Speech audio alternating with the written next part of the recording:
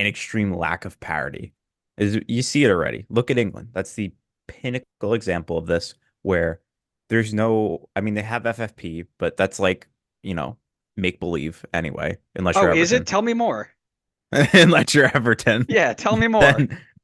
then all of the penalties go to Everton. Um, but there's not like a hard salary cap like MLS has right now. And you look, it's the same teams at the top every single year, right? Like you do have your one-off moments where Leicester City wins or Aston Villa breaks into the top four, but it's the same teams every year at the top because they spend the big money, they bring in the big players, and when teams at lower levels find, these hidden gems and develop and get good players, the big teams just swoop in and take those players. And so it creates the parity in the league. And I think that exact thing would happen in MLS. You'd see teams that are ambitious, like LAFC, LA Galaxy, Columbus, start to pull away from the rest of the pack, start to spend money, bring in the players that want to play for them because they've been so successful. And then you would see teams, and I'm sorry to these fans of these teams that I'm calling you out, but teams like Vancouver and SKC are teams that I think of that would not want to spend and not be able to keep up with them start to fall down the list. And all of a sudden, we're moving more and more towards that Premier League structure where you're just going to see the same LAs and Columbuses and Atlantas or whatever at the top because they're willing to spend the money. And then you're going to see the same teams at the bottom, like your SKCs or whoever, that don't want to spend any money. And now you're kind of losing this, I'll call it like American spirit of, my team has a shot to win it.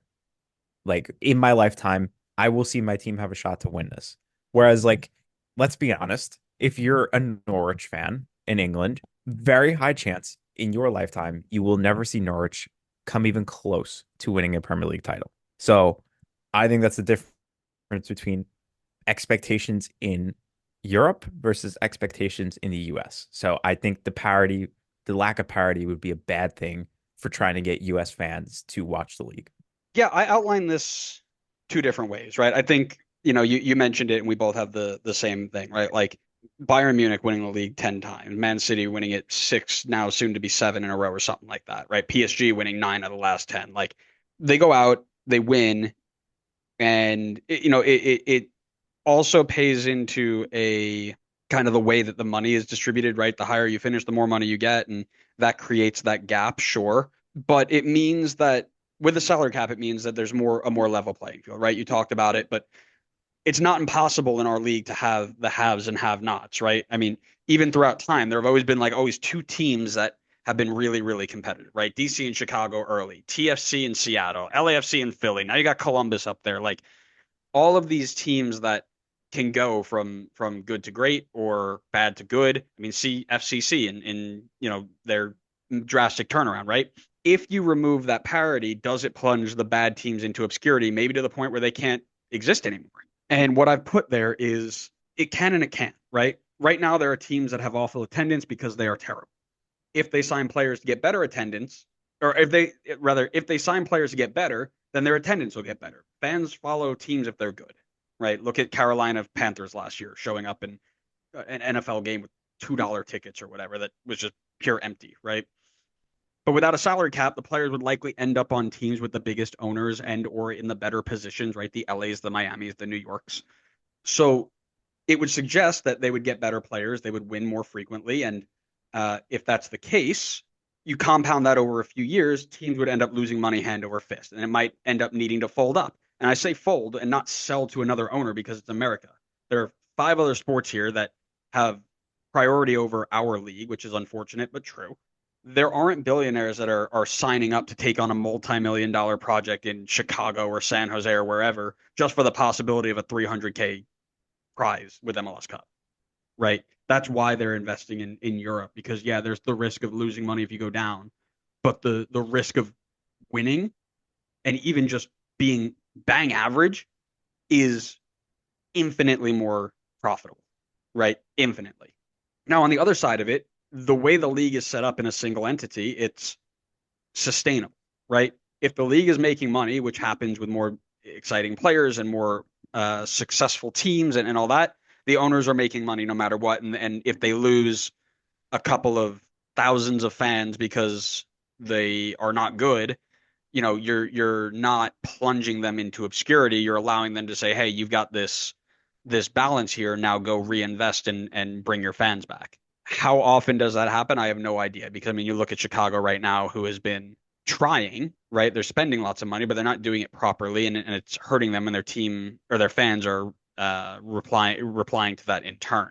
But I think it's one of those things that parity is always going to be in this league until the owners split from the single entity mindset, right? So even if we broke out the salary cap today and said go spend what you want, I still have this feeling that there's probably going to be a little bit of parity because of the way that it is set up, and it may not be as big of an impact as possible. And I say that because even when you are on a losing team here, you're not getting relegated to another league, which means you're not having to sell off all of those players, right? You can hold on to them and you can keep them and build around them.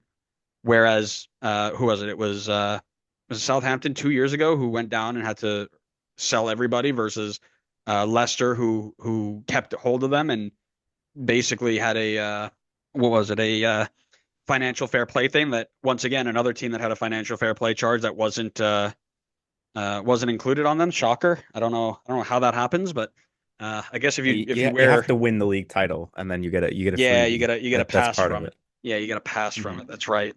But for the most part, I think Leicester is the only team I've ever seen do that. But for the most part, it's you go down, you have to sell all of your players, and usually the only teams that can afford to buy said players are the top six, and that is where that gap comes from. So without the relegation side of it, you might have less of an impact on your parity, and that's kind of the way that I've seen it. Now I agree with you. I think there still would be a gap because it's owner driven, but because of the way it's set up and the fact that even if you're bad, you don't have to get rid of them. You can reinvest and try and build around them, or move them on and try again. Right? There's no mix in that where it's oh I go I have one bad year, I go down, I lose $100 million, and now I need to sell players to make up for it, right? I don't think that happens, and that's another thing where the parity wouldn't be hit as badly. So yes, but not as badly as usual. Did that Yeah, make any I would agree. sense? No, I would agree with that. I My concern is, I guess my concern a little bit with the owners is there's some of them that, like you said, Chicago, I think SKC as well, who like at least have attempted to bring in designated players on like, I don't know, Montreal, who doesn't even try. And my problem is that they stick with them for too long. Like, how long was Shaqiri with Chicago underperforming? Like, way too long. And SKC, same thing. Like, yes, Pulido's had good moments, and you had guys like Gotti Kinda who were there for years, and they just were on the books for ages, taking up DP spots, and probably just needed to be moved on quicker and try something new because I feel like we've been looking at the same SKC team for the last like decade and a half, and they don't change it. And wouldn't you believe it? They stink now because they haven't made any changes. That's my little bit of worry with some of the owners. If we like got rid of the salary cap, is sure they'd be willing to experiment and bring in players, but some of them are very bad at that. And then I'd be worried that they try to stick with it too long because they're like, oh, we spent so much money on bringing this guy in. Like, we want to try to recoup what we can out of it. And they just be too headstrong to be like, we messed up. Let's cut our losses and move on. Try again. I would agree and disagree with that, where sure that'll happen at times, but I also think the idea that like everybody talks like oh like salary cap and no relegation means that owners just won't spend and whatever. I think if you get rid of them, I almost see it happening one of two ways. Like you mentioned, they stick on with people and just like, oh, we'll hold on to it, or they just buy and sell and buy and sell and buy and sell and buy and sell, kind of like rentals almost. Like, oh, you didn't work, we'll just move you on and try again, move you on and try again, and that's where you get into this idea of financial insecurity or instability rather. So Yeah, that's fair too. yeah. So and again, big hypothetical. There are two different ways to do it. And it's all about what the owners would do. And I honestly, I think it would be more towards the way you're talking about it because right now we've got owners who are very, closed up and saying, okay, I'm okay with where I'm at. I'm not going to push hard. Like you got Miami and LA who are pushing to do all these big changes and bring players in. And then you got the Chicago's who are holding on to Shaqiri for 900 years. So, Yeah. it all depend on who you got, and it could add another layer into the league in terms of what they do and how they experiment with their rosters and such. But I think it would probably be closer to the way you say it, where it's like, yeah, we'll just hold on and see what happens. Yeah, my last the last potential outcome I had noted down. I think we covered it like a decent amount already, but was